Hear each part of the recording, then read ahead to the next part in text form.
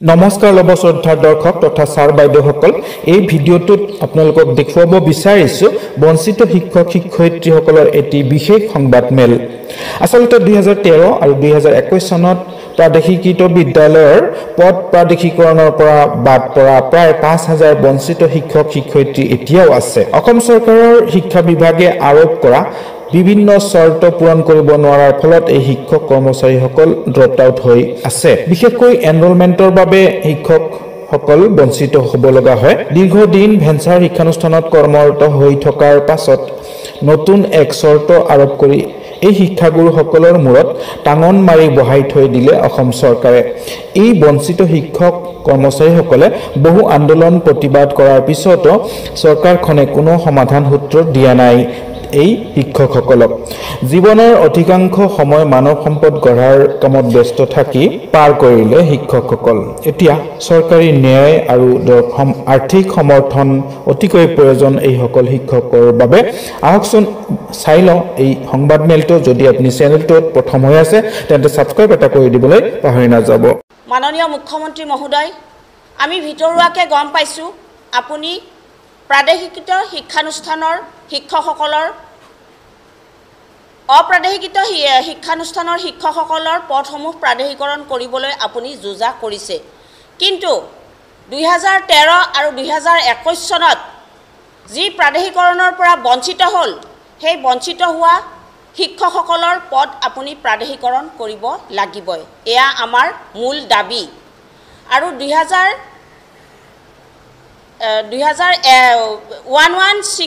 আগৰ প্ৰতিষ্ঠা হোৱা যিখিনি শিক্ষানুষ্ঠান আছিলে সেই শিক্ষানুষ্ঠানত যিখিনি শিক্ষক আছিলে সেই শিক্ষকসকলৰ পদসমূহ আপুনি প্ৰাদেশিকৰণ কৰিব লাগিব আপুনি যেতিয়া শিক্ষামন্ত্ৰী হৈ আছিলে তেতিয়া আপুনি এই শিক্ষকসকলক ৰিকগনাইজ কৰিছিলে কনকাৰেন্স কৰিছিলে গতিকে আপোনাৰ এই দায়িত্ব আৰু কৰ্তব্য এই শিক্ষকসকলৰ পদসমূহ আপুনি প্ৰাদেশিকৰণ কৰা হে মাননীয় মুখ্যমন্ত্ৰী মহোদয়ক এই সংবাদমেলৰ জৰিয়তে আমি আজি আমাৰ সন্থাৰ তৰফৰ পৰা জনাবলৈ বিচাৰিছো আপুনি যদি আমাৰ এই পদসমূহ প্ৰাদেশিকৰণ নকৰে তেতিয়া হলে অসমত আপুনি জংগী আন্দোলনৰ প্ৰতিচ্ছবি পুনৰ দেখিবলৈ পাব আৰু প্ৰয়োজন হলে আমি আকৌ দিল্লীত গৈ যন্তৰ মন্তৰত আমি আন্দোলন লবলৈ বাধ্য হ'ম পুনৰ কৈছো মাননীয় মুখ্যমন্ত্ৰী মহোদয় আপুনি আমাৰ বেছি শিক্ষক নাই 5500 আমাৰ শিক্ষক আছে 5500 এই শিক্ষকসকলক আপুনি পদ প্ৰাদেশিকৰণ কৰিবই লাগিব এয়া আমাৰ সন্থাৰ তৰফৰ পৰা আপোনাৰ ওচৰত আমি দাবী জনাইছো আজি শিক্ষকসকলৰ পদ প্ৰাদেশিকৰণ কৰাৰ ক্ষেত্ৰত মাননীয় মুখ্যমন্ত্ৰী হিমন্ত বিশ্ব শৰ্মা দেৱে আৰু মাননীয় শিক্ষামন্ত্ৰী আপোনাৰ ৰনোজ পেগুদেৱে এক বৈষম্যমূলক নীতি গ্ৰহণ কৰিছে আৰু এই বৈষম্যমূলক নীতিক আমি কেতিয়া গ্ৰহণ নকৰোঁ ইয়াৰ বিৰুদ্ধে আমি আন্দোলনৰ হুংকাৰ দিছোঁ অসম চৰকাৰ আৰু মাননীয় মুখ্যমন্ত্ৰী মহোদয়ক তেখেতক মাননীয় মুখ্যমন্ত্ৰীয়ে ভাবিছে নেকি অকল ভেঞ্চাৰ বিদ্যালয়ৰ পদ প্ৰাদেশিকৰণ কৰিলে যে অসমত শিক্ষকসকলৰ আন্দোলনৰ সমস্যা শেষ হ'ব বা আন্দোলন বন্ধ হ'ব কিন্তু এটা কথা যেতিয়ালৈকে 2013 আৰু 21ত প্ৰাদেশিকৃত বিদ্যালয়ৰ বঞ্চিত শিক্ষকসকলক LP টু কলেজলৈকে যিমান শিক্ষক বাদ পৰিছে সেই শিক্ষকসকলৰ যদি পদ প্ৰাদেশিকৰণ নকৰে তেনে ইয়াতকৈ জংগী আন্দোলন আৰম্ভ হ'ব আৰু ইতিমধ্যে এটা কথা আমি ক'ব বিচাৰিছোঁ যে মাননীয় মুখ্যমন্ত্ৰী মহোদয়ক অসম এটা আন্দোলনমুক্ত অসম বুলি কয় কিন্তু আজিও আন্দোলনমুক্ত অসম হোৱা নাই আজি সমস্যা আছে শিক্ষকৰ সমস্যা দূৰ কৰিলোঁ বুলি কয় দিল্লীত গৈ চিঞৰি থাকে ইয়াৰ সাংসদসকলে গৈ চিঞৰি থাকে যে দিল্লীত গৈ চিঞৰি থাকে যে শিক্ষকসকলৰ সমস্যা নাই কিয় সমস্যা নাই আজি সংবাদমেল কিয় পাতিবলগীয়া হৈছে এই আমাক 2013 আৰু 21ত প্ৰাদেশিকৃত বিদ্যালয়ৰ বঞ্চিত শিক্ষকসকলক তেখেতসকলে বৈষম্যমূলক নীতি গ্ৰহণ কৰাৰ কাৰণে আৰু এটা কথা সংবাদমেলৰ যোগেদি আমি এটা কথা স্পষ্ট কৰি দিছোঁ মাননীয় মুখ্যমন্ত্ৰী মহোদয় মাননীয় শিক্ষামন্ত্ৰী মহোদয় স্পষ্ট কৰি দিছোঁ আপোনালোকৰ ওচৰত আপোনাক এজনে খাব এজনে চাব সেই নীতি কিন্তু নচলিব আৰু সেই নীতি আমি চলিবলৈ নিদিওঁ আৰু যদি আপোনালোকে ভাবিছে এই নীতি চলিব বুলি তেনেহ'লে আপোনালোকে অসমত ধাৰাবাহিকভাৱে শিক্ষকসকলৰ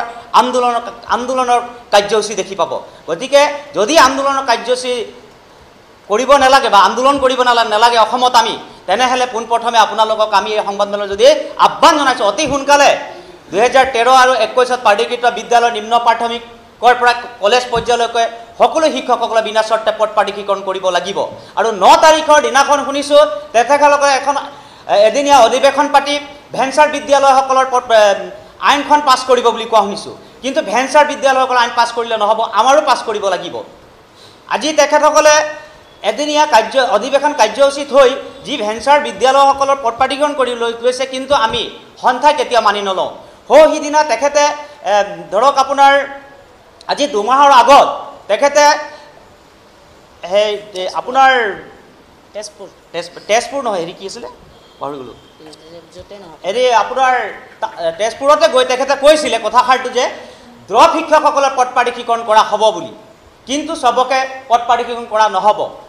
যোগ্যতা অনুসৰি পদ প্ৰাধিকৰণ কৰা হ'ব বুলি। কিন্তু ঠিক আছে, সেইটো সময়ত তেখেতে এই কথাটো ক'লে, কিন্তু তেখেতে কিয় ক'লে? আমাৰ আন্দোলন স্তব্ধ বন্ধ কৰিবৰ কাৰণে ক'লে। আমি এই কথাটো আজি বুজি পাইছোঁ। কিন্তু এটা কথা, আপুনি এনেধৰণে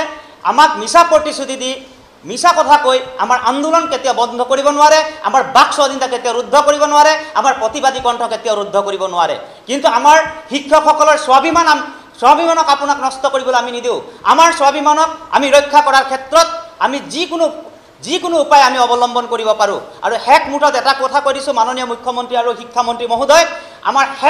শৰাইঘাটৰ ৰণ হ'ব এইবাৰ দিল্লীত যন্ত্ৰ মন্ত্ৰত গৈ আমাৰ আন্দোলন কাৰ্যসূচী আমি গ্ৰহণ কৰিম। প্ৰতিবাদী কাৰ্যসূচীটো আমাৰ 9 তাৰিখৰ দিনাখন তেখেতসকলৰ এটা অধিৱেশন আছে। সেই অধিৱেশনে ভেঞ্চাৰ বিদ্যালয়সকলৰ পদ প্ৰাধিকৰণ কৰাৰ বিষয়ে আলোচনা কৰিব বোলে। কিন্তু আমি ভেঞ্চাৰ বিদ্যালয়ৰ পদ প্ৰাধিকৰণ কৰিছে সেইটো আমি বেয়া পোৱা নাই, কিন্তু আমাকো কৰিব লাগিব। যদি 9 তাৰিখে যদি তেখেতসকলে আমাৰ বিষয়টো যদি স্পষ্টকৈ মাননীয় মুখ্যমন্ত্ৰী শিক্ষামন্ত্ৰীয়ে নকয়, তেনেহ'লে আমি কম দিনৰ ভিতৰতেই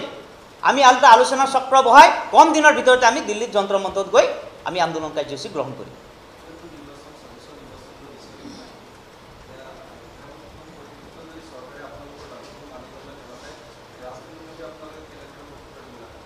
চাওক, 26ৰ নিৰ্বাচন আহি আছে। 26ৰ নিৰ্বাচনত বিজেপি চৰকাৰক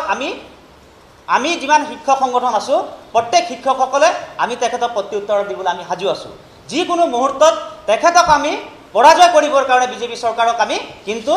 হাতে কামে আমি লাগি যাম, এইটো কথা কিন্তু স্পষ্ট। গতিকে তেখেতে ভাবিছে নেকি আজি মানে ধৰক ভেঞ্চাৰ বিদ্যালয় পদ প্ৰাধিকৰণ কৰিলে যে আমি নিৰ্বাচনত জয়ী হৈ আহিম বুলি, সেইটো কথা নহয়। আমিও এটা শিক্ষক, আমি সমাজৰ প্ৰধান গুৰি ধৰোঁতা কোনো শিক্ষকৰ অবিহনে সমাজ এখন গঢ় লয় জানো? গতিকে ভেঞ্চাৰ বিদ্যালয়ৰ শিক্ষকসকলক পদ প্ৰাধিকৰণ কৰিলে তেখেতে সেই নিৰ্বাচনৰ বৈতৰণি পাৰ হ'ম বুলি ভাবিছে, সেইটো কিন্তু ভুল ভাবিছে।